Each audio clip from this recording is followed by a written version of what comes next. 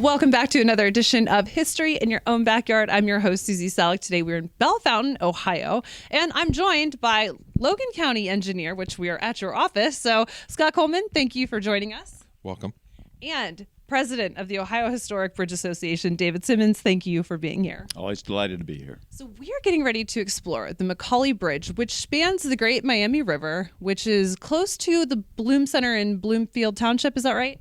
Yes, that is correct. Okay, and I need to ask you, what is so special about these covered bridges, David? Well, covered bridges are a very popular part of American culture, and Ohio actually has 145 covered bridges, so they're not as rare as you think.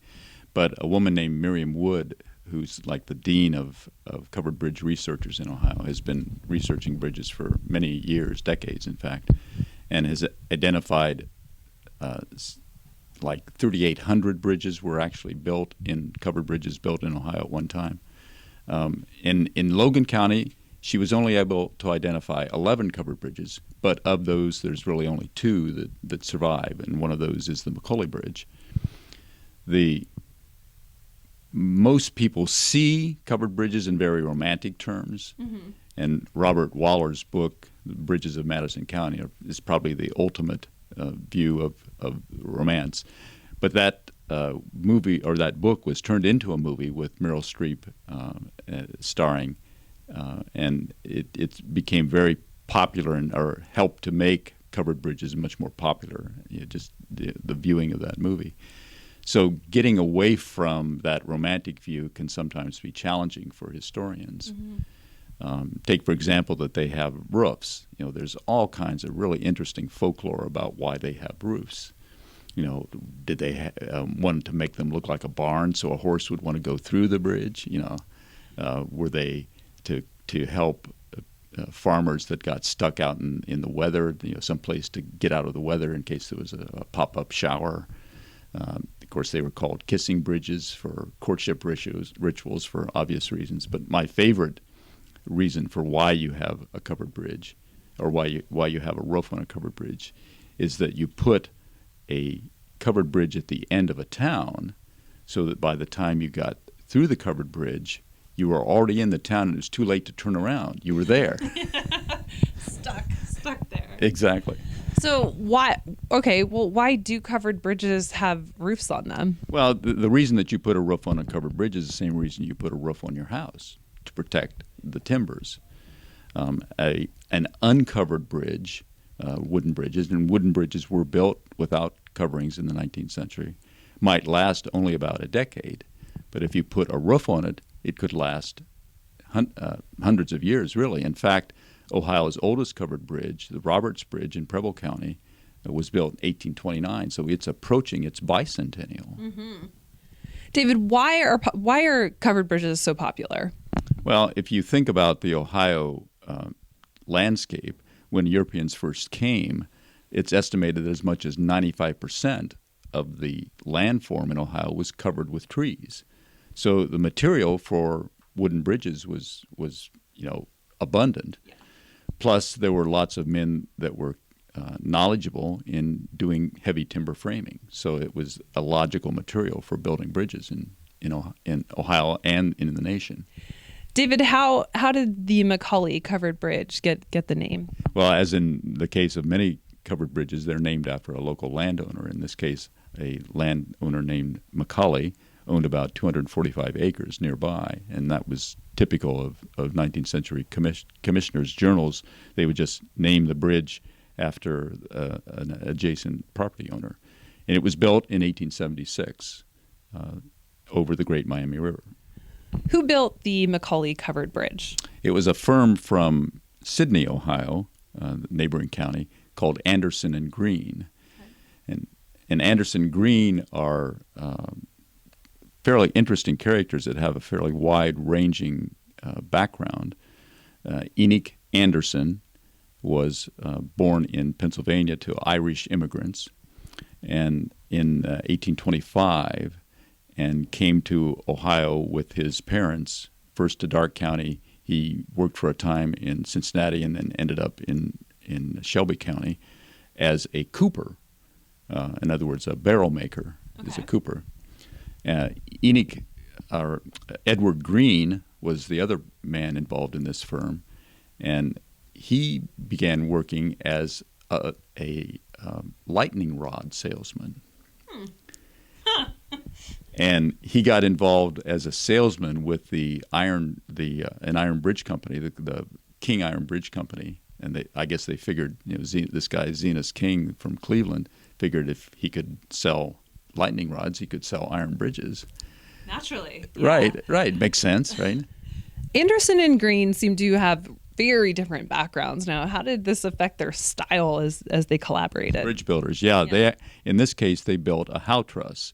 And in a howe truss, or a truss in general, you can use an example here of a framework that's very flexible. But if you put this diagonal in here, you create triangles and a very rigid structure. And a truss is essentially made up of triangles.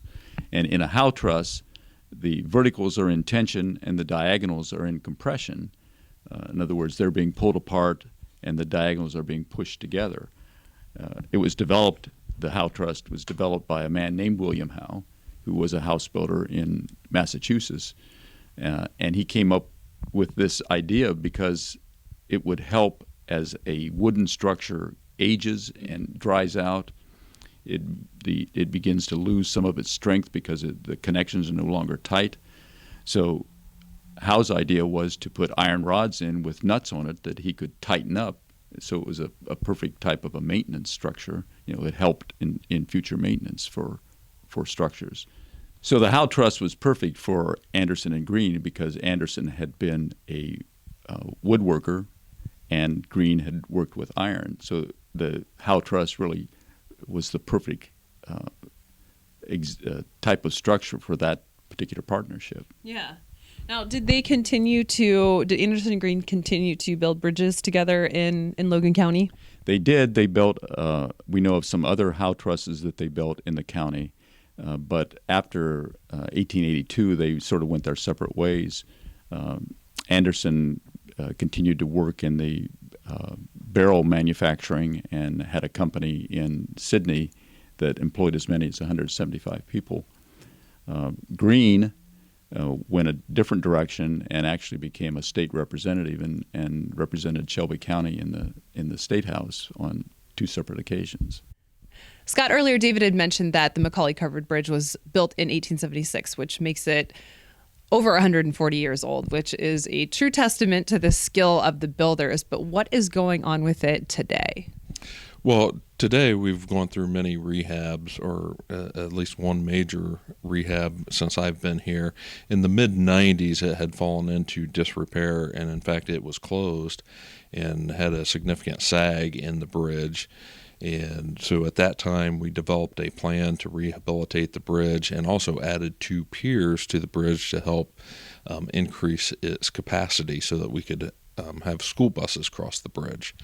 So that was a major rehabilitation that occurred around 1999 and really got us to the bridge that we have today.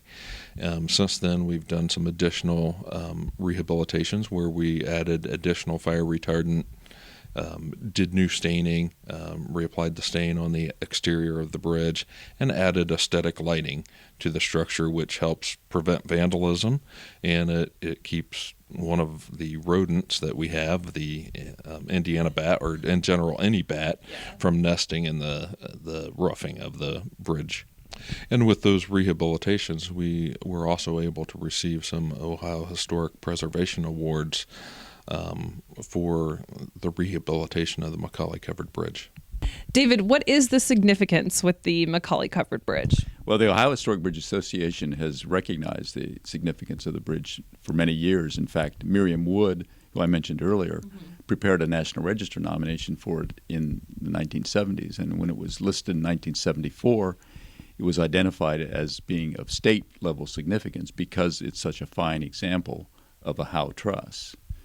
The Bridge Association was founded in 1960 to preserve a particular historic covered bridge in Muskingum County, but we found since then that there are really a a whole range of engineering heritage that needs to be recognized in the state: iron bridges, concrete bridges, stone bridges. And we have tours and lectures throughout the year to try and promote that.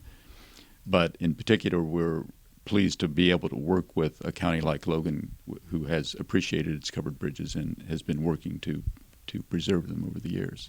Thank you for watching another episode of History in Your Own Backyard. I'm your host, Susie Selleck, and today we were in Bell Fountain, Ohio, here at the Logan County Engineer's Office with the Logan County Engineer, Scott Coleman. Thank you for joining us. Thank you for coming. And the president of the Ohio Historic Bridge Association, David Simmons. David, as always, thank you. Always glad to be with you. And remember, travel slowly and stop often. Bye for now.